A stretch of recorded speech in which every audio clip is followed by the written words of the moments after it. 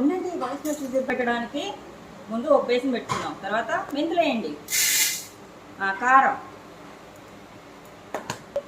సుమారుగా 2 గుద్దల కారం. మెంతులు ఇంకొంచెం వేయచ్చు, కొంచెం వేయచ్చు.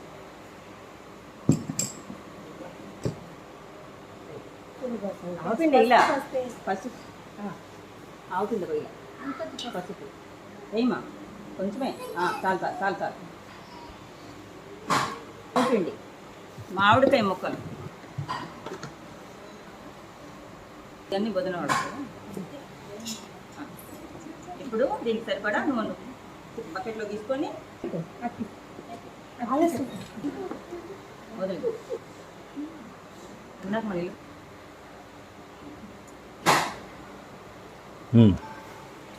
నువ్వు కూడా అడ్డీలు